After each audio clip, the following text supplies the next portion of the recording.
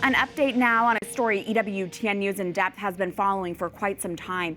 The national security trial of media mogul Jimmy Lai is finally nearing its end, but Hong Kong is in no rush to deliver his final verdict.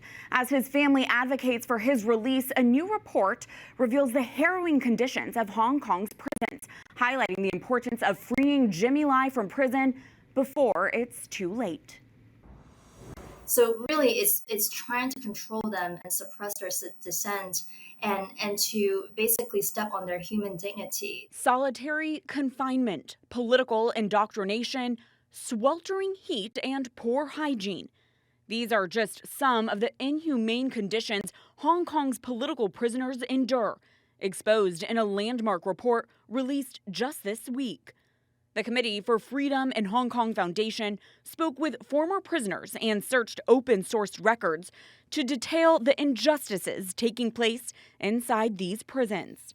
Francis Wei, one of the report's authors and a Hong Kong democracy activist forced to seek asylum in the U.S., also highlights the medical neglect of prisoners. A lot of times they undermine the prisoners' sickness and think that they were exaggerating. There are a lot of cases where prisoners have established real case of illness, but they were dismissed and they continue to let that condition worsen. The report comes as Hong Kong democracy activist Jimmy Lai fights for his life in a maximum security prison, waiting for judges to deliver his verdict in a drawn-out security trial. An outspoken critic of the Chinese Communist Party, Lai was arrested in 2020 under Beijing's national security law. He is accused of 2 counts of conspiracy of colluding with foreign forces and 1 count of sedition, and could face life in prison if found guilty. But the judges could take months to reach a verdict, and a trial already delayed numerous times, and Lai's health continues to deteriorate. Nearing 78 years old, he suffers from diabetes and has heart problems. He has spent much of his time behind bars in solitary confinement, where temperatures regularly reach 95 degrees. The prison also neglects the Catholic convert's spiritual health, denying him access to the Mass. Experts closely watching Lai's case see it as a sham trial, but hold on to hope that Beijing might release him. It's in China's interest, and it's actually in Hong Kong's interest, to get Jimmy out of custody even after a conviction, because if he dies in custody, he becomes even more of a martyr than he is right now.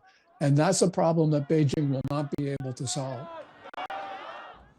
To give us the very latest update on this case, we are joined now by Jimmy Lai's own son, Sebastien Lai. He is in Washington, D.C. this week to continue to advocate for his father's release.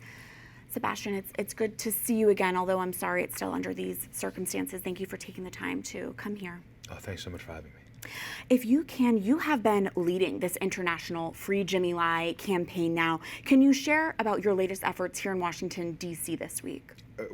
I'm moved every time I come here because we've been receiving so much support from the current administration, from state, from just so many people that we meet, senators and whatnot, just understand what the freedoms my father are fighting for, understand the courage it took to stay in Hong Kong and defend these freedoms, defend his employees, and are just very moved. And I think a lot of people see this.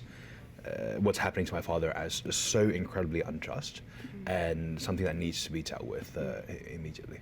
It's a bipartisan issue, your father's case. Yeah, exactly. It's always been bipartisan. In fact, look, the freedoms he stands for are freedom that I would hope every single American agree with. The freedom to speak your mind, the freedom to the democracy, to the free speech and the freedom of press and the freedom to stay and defend your people. I think it's stuff that a lot of people really, really care about. Sebastien, President Trump next week will make his second state visit to the United Kingdom. We asked the White House whether he plans to raise your father's case with UK Prime Minister Keir Starmer, considering your father is a British citizen. The White House did respond to us stating, as President Trump said, Jimmy Lai should be released and he wants to see that happen. Sebastien, what is your message to President Trump ahead of his visit to the UK next week? Look, I just want to thank the president for his commitment on my father's case.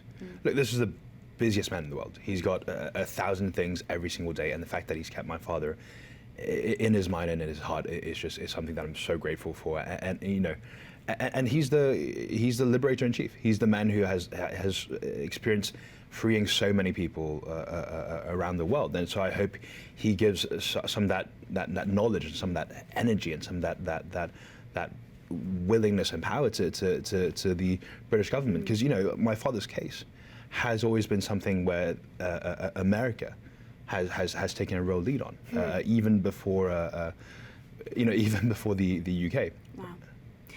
Your father's international legal team filed an urgent appeal on his behalf with the United Nations just last week. The appeal includes their analysis that a dozen Hong Kong prisoners with a similar profile to your father, elderly, diabetic, died within days after being transferred to a hospital for care. Sebastien, what do we know about your father's health right now, and are you confident that he's getting the proper medical care he needs? So, look, this is a man who's 77. He turns 78 at the end of this year, by which point he would have spent the last 5 years in solitary confinement in a maximum security prison. He doesn't get access to natural light. He, essentially spends 23 hours in his cell. He bakes in there. In the summer, it goes up to 90 degrees Fahrenheit, if not more, in Hong Kong. And these are incredibly horrible conditions for anybody at any age, but especially for someone who is elderly, who has spent the last 5 years there. It's incredibly worrying for his health. In fact, he couldn't attend trial one of the days because he had to be hooked up to a heart monitor because he had heart palpitations. So, this is about freeing him, but it's also about saving my father's life. What action do you want to see from the United Nations right now? The United Nations actually issued an incredibly strong ruling through the United Nations Working Group on Arbitrary Detention. Independent experts saying that my father not only should be released immediately, should have never spent 1 day in prison, and is even due compensation for what he's gone through. There have been members of the UK Parliament, I understand, who have been calling on Pope Leo XIV to stand up for your father, Jimmy Lai. Given the church's complicated relationship with China, do you foresee that happening? Do you have renewed optimism our new Holy Father, who positions himself as a peacemaker pope, will speak up on your father's behalf? I would really hope so. I mean, the church is a moral force, is a moral compass. And what greater case could they speak up on than this man, who, because of his faith, because of his belief in freedom in God, has given everything that he has to support the freedoms of Hong Kong, and a man whose faith guided him, and in his greatest time of test, when everybody was telling him to leave because the national security law came down, he decided to stay. He decided to stay and defend his people. I mean, this is a man who, even after 5 years of being in solitary confinement, of being in these terrible conditions, was on trial recently, and when he was giving testimony, he said, "Look, in the end of the day, the truth will come out in the kingdom of God, and that is good enough for me." I mean, is there I cannot think of at least in recent times a faith that is so strong, of a man who's given up this incredibly good life, incredibly happy life, with great wealth, with great family and whatnot, to stand up for his belief because he knows that deep down it is the right thing to do. A new report from the Committee for Freedom in Hong Kong Foundation claims that the Hong Kong prison system has, quote, normalized abuse and neglect, suppressed dissent, and violated both international and local legal standards. In fact, here's what Policy and Advocacy Coordinator Francis Wei told us about these findings. Political prisoners specifically, they are targeted and isolated. The guards actually gather daily intelligence reports on their activities or movements inside prison. Some of the political prisoners, they were isolated from each other because the Hong Kong government doesn't want them to gather influence inside, especially for some of the high-profile political prisoners. For example, Jimmy Lai. Sebastien, what should our viewers know about the conditions of the Hong Kong prison system? Look, like I mentioned before, the conditions are not good. Mm-hmm. But the thing is, even if they were, right, this is a man who should have never been in prison in the first place. And look, the idea of putting someone in solitary confinement, and in his case, my father is denied mass. Is to tell him that nobody cares about him, that he stood for nothing, and I think, look, all the people that I've met have shown that that's not true, and I just hope my father knows this, and I believe my father knows this, that there's so many people are praying for him, so many people around the world are inspired by his story, by his courage. And I think that's what keeps him strong, keeps him alive. Final arguments for your father's trial concluded in August. There's been no announcement about when the verdict is going to come down. Sebastien, is there anything worth highlighting about the trial? Anything you wanted to point out? I think it's just how incredibly unjust this whole trial process is. As you know, through a government-appointed judge. There's no jury. There's even allegations of a witness being tortured to give testimony. So it's a complete show trial. But throughout this whole show trial, the evidence has been incredibly thin. And so none of the allegations that they had against my father turned out to be true at all. And so he's come through this trial incredibly clean. I mean, he is a man who, obviously publicly, we know he always advocated for freedom, for democracy peacefully. But they have now found that even privately, whenever he met with students, were to tell them to be peaceful.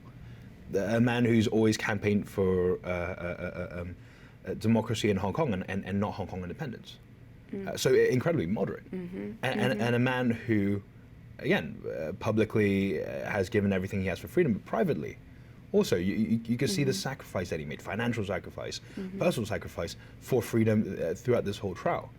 And so they've really painted this figure, I mean, obviously not on purpose, but they've painted this figure who is this real moral force behind the freedom movement in Hong Kong. And I think that's the main thing. This is, and again, like I was saying, on the stand, there was these beautiful lines of the judge telling him, why he did what he did, criticize the Hong Kong government, and he's like, look, as a newspaper man, my job is to hold a torch to the truth,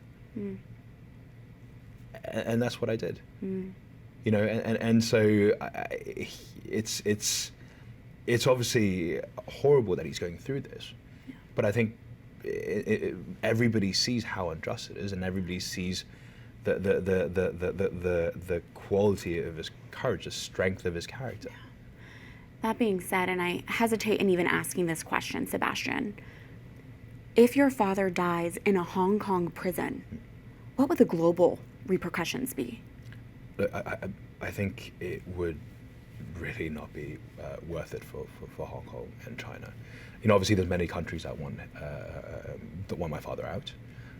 Including the US, including the UK,